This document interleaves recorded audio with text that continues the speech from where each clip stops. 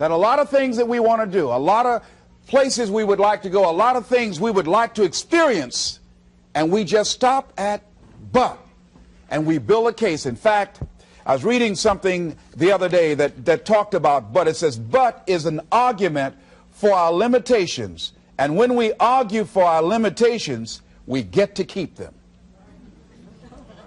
See, but will cause you to procrastinate. But will cause you to hide out behind fear. But will cause you to come up with all type of excuses that you can validate your inaction and not acting on your dream. And right now, more than ever, people need to look for ways to live their dream. People need to look for ways to make it on their own. There is no such thing as job security. There's no such thing as a storm-proof or tragic-proof life. There are no guarantees today, ladies and gentlemen. The illusion is gone. There was a time when we graduated from high school, you were told, go to college and get out, and you go and work for a corporation for 30 or 40 years. They'll give you a gold watch and you'll retire.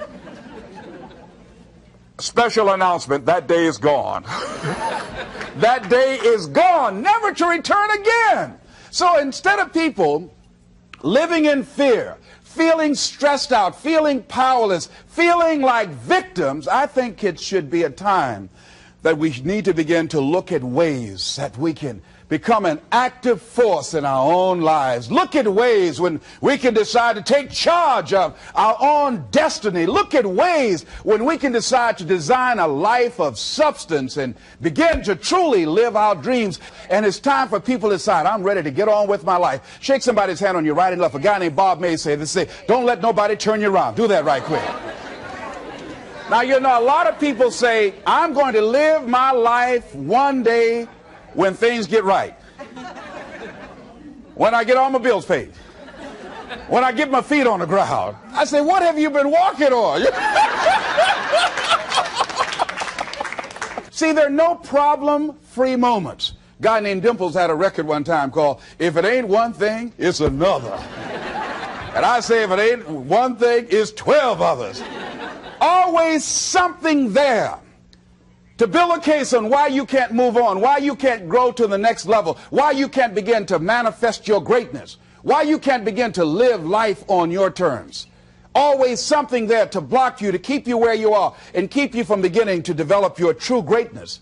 Always some fear. How do we handle it? And I'm saying that if you've been hiding out behind but, if you've been using the fact that you don't have enough money or you don't have the education, take it head on. Go get the education.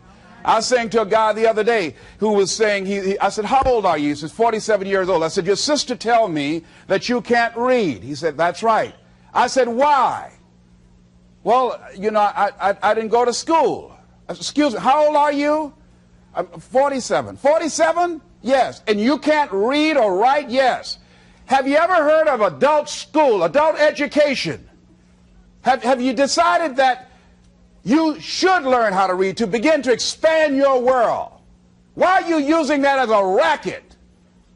Why don't you decide now that you're going to expand your world, that if other people can learn, you could learn too? Well, it's hard for me. Have you been and sit in a class yet? Have you signed up yet? No, I haven't. See, a lot of people say no, ladies and gentlemen, to things, and they don't even know what they're saying no to. They haven't even challenged themselves. He hasn't even gone to sit into a class and say, teach me how to read. Instead, it's been easier for him to go through life, he thinks, trying to play a whole con game, pretending he knows how to do something that he doesn't know how to do. And you know what? Most of us go through life like that. Most of us go through life pretending that we're satisfied where we are, pretending that everything is okay, pretending that we don't have any special goals or ambitions or desires, when really deep down inside we do really want more. But if you look at our behavior, if you judge based upon what we do, that really will tell you some true stories about people, because you have to judge a tree by the fruit it bears, not the fruit that it talks about. See, a lot of people pretend that they want more out of life, but all you have to do is watch their actions. That will tell you something. So I used to pretend that I wanted to lose weight, but how could you tell I was pretending? Watch me when I have a piece of sweet potato pie. Let me get within walking distance of some peanuts, some potato chips. See, I was pretending that I really wanted to lose weight. No, you just watch what I eat. I tell you what I'm seriously committed to. People tell you, oh yeah, one day I want to have a restaurant. See, they're pretending they want to go into business for themselves. They're not serious. How can you tell, Les? Watch their actions. Watch what they're doing. The proof is in the pudding. So if you want to do something, if you thought about something you want to do, take it head on. Decide that you're going to start looking at it, start doing research on it, start tackling it, start becoming involved in whatever and wherever it might lead you to begin to explore the possibilities in that particular thing that you're seeking so that you can begin to learn all you can about it. Decide that you're going to face it, that whatever shortcomings you have, that you're going to strengthen yourself there. Whatever training that's required, that you're going to go get that training, that you're going to get started right now. And George Washington Carver would say, do what you can, where you are with what you have, and never be satisfied. S.B. Fuller used to say, and you heard Joe Dudley talk about, always strive to be more than that which you are. Yeah, don't get satisfied with yourself. Always know that wherever you are, you can enjoy more, that you deserve more. But most people, you know what they do? Most people go through life quietly and safely, tiptoeing to an early grave. Find out what it is you want, and go after it as if your life depends on it. Why? Because it does. People that have found their passion, people that found the things that they love, people that have found the things that they can pour their lives into, those people live longer. I was in New York and I had to do a seminar at a special church, and a guy by the name of Reverend Johnny Youngblood. And I said, how is it that you were able to build this big housing facility and got all of the various community and religious groups together to have this dwelling for 2,000 residents that were once homeless? How were you able to take on this responsibility? Wasn't it overwhelming? He said, the kind of work I do, he said, it's in me. I've got to live what's in me. And I think that's everybody's desire in life. You've got to live what's in you. Life is just too short and unpredictable. But what do we say? But there'll always be tomorrow. Oh, no. There's no guarantees you're going to show up tomorrow. There are a lot of people who were here yesterday that they're not here today. There are a lot of opportunities that were around yesterday. They're not here today. Oh, you can wait, but you know what Abraham Lincoln said? Well, good things might come to those who wait, but only the things that have been left over by those who hustle. So who want to go through life picking up leftovers? You deserve much more than that. The leftovers is somebody has left you. So take it head on, begin to explore it. Here's something else. Decide to do it now. Decide whatever you want to do, that you are now going to become actively involved right now, exploring the possibilities for you. That you're going to look at it and do just a little bit of it right now. When I decided to become a speaker, I didn't just quit my job and just ran out and say, I'm a motivational speaker. No.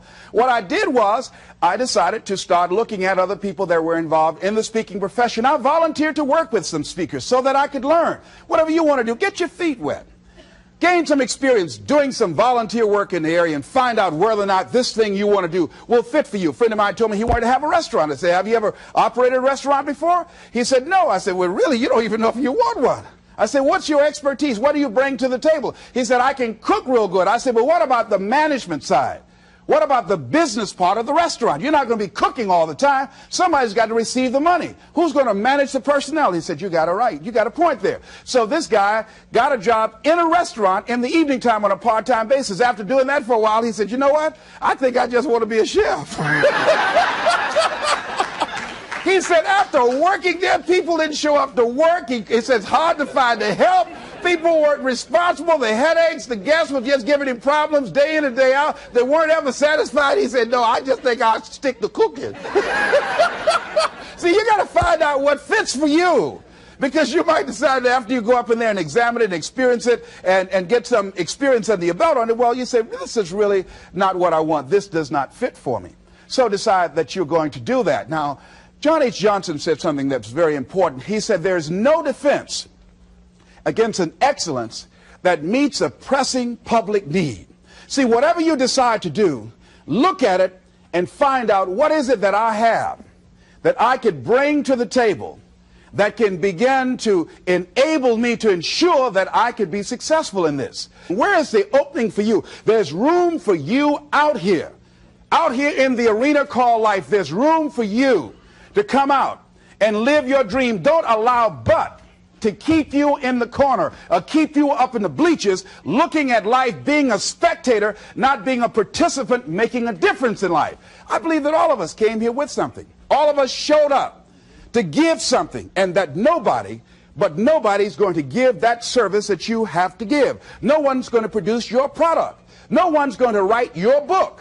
No one's going to open your academy. No one's going to begin to create your daycare with a special curriculum to help to cultivate the high self-esteem in our children. That's your idea. And if you don't bring your idea out here, when you die, all of us will suffer because we've been deprived of your genius because you allowed but to keep you in the bleachers and not pursuing your greatness. You take it to your grave with you. And that's what most people do. I think that's why the guy said that many people die at age 21 and don't get buried until they're 65. They're walking dead. You can tell them by the way they walk. How they look in the face when they speak to you. I was giving a speech at this high school, and a lady came after school. She said, "Mr. Brown, I want to talk to you about my son." I said, "What is it?" She said, "He's not motivated." I said, "I wonder why." You got to have energy, ladies and gentlemen. You got to have life. If you're excited about what you're doing, even in the area of selling, you know people don't buy because of logical reasoning. People buy because of your way of feeling. People don't like to be around dead people. No, let the dead bury the dead. No, keep them away from you before they grab you and want to hold on to you or something. So the fact that whatever you do, you want to be excited about it. You want to have the kind of excitement that is so contagious that people want to be around you. Because whatever you're doing, whatever you talk to people about, this particular idea that you have, they're looking at you and they want to know, do you believe it? And are you the kind of person they want to be in business with? And if you're not positive, if you're not energetic, if you're not fired up about it, how can you expect anybody else to be fired up about your idea? Am I right? All right, repeat out to me, please. I'm going to be fired up about my dream. I'm going to go at it with everything I got. Shake somebody's hand on your right and left and say, "You got what it takes." There are a lot of people who say, "But I tried once or twice and it didn't work out." And so they use that as an excuse not to ever come out again. Guy said, if at first you don't succeed, you're running about average. So if you have come out here with an idea and it didn't work out 2 or 3 times, well, that's all right. You're running about average. You know, I heard something, a jarring question. It says, why is it that people prefer known hells to unknown heavens? You know why? Because it's comfortable, ladies and gentlemen. I remember I was in a service once, and I heard Dr. Johnny Coleman give this example. She talked about a man who had been captured behind the enemy lines in a war and was sentenced to be killed or another option. The captain said to the guy, "Listen," he said, "tomorrow morning at 6 o'clock you can face the firing squad, or you can go out this door over here." And the guy said, "What's out the door?" He said, "No one knows. All we can tell you is just unknown horrors." He thought, and the next morning he selected the firing squad. After the shots rang out, the captain's secretary said, "What's beyond that door?" And he said, "Freedom." But very few people would select to do it because it's unknown. See, a lot of people never live their dreams. A lot of people never do the things they want to do. A lot of people stay on jobs where they're miserable. I read an article called, "Is Your Job Making You Sick?" A lot of people, some of y'all know about that already here. So go on and say amen. It's all right. That one lady told me, she said, Les, when I used to go to work, she said, when I stepped in the door, it felt like a refrigerator dropped on my shoulders. How many of y'all understand that kind of feeling? They were miserable, just hated to go after 60 minutes on Sunday afternoon. Or come Monday morning, my head used to throb. I just couldn't take it. Didn't want to go sometimes just for the heck of it. I just drive on by. Whew, I used to hate to go to work. Many of us choose an active living death. Many of us are walking dead. The walking dead. That we're not doing what we want to do. Many of us stay in relationships where we're dying together rather than growing and expanding and living together. We're miserable, but because we don't have the courage to see ourselves beyond that relationship that has turned toxic, we go through life living dead people. And you can always tell couples that have been together for a little while. Go in a restaurant, the ones sitting side by side, giggling and talking to each other, feeding each other with their fork and spoon, they just got together for 1 week. You see them in the car, they're sitting all up each other, hugging and slugging. Oh, they've been together about 3 days, all right? But if you see people sitting in a restaurant, see a couple, and they're sitting in front of each other. Takes so long for this food, I wonder when they're going to hurry up. Those are the married ones. Oh, but what if I know people have been married for years, living in 2 separate rooms, sleeping in 2 separate beds? Well, it's cheaper to keep it. Not necessarily. It's according to the price you want to pay. See, the price of peace of mind, the price of living the truth, of being honest with yourself and say, wait a minute, it's got to be more than this. So you've got to decide, wait. Even if things don't work out, even if I experience defeat or failure, that does not make me a failure. It's a difference between failing and being a failure. If things don't work out, if you don't produce the results you want, that's all. But don't confuse who you are with the results that you produce. I used to be a state legislator in Columbus, Ohio. And I remember once I was going to introduce some legislation on the floor, and after getting that legislation passed, a guy came up behind me, and he had some legislation that I opposed him on that. And I was about to stand up to debate this guy, and the guy next to me said, excuse me, don't debate that guy. Why? Do you know who that is? I said, no. That's Will Kosky from Toledo. That's a bad dude. He's a lawyer, Les. That man can debate. I don't care. I'm Les Brown, Mamie Brown's boy.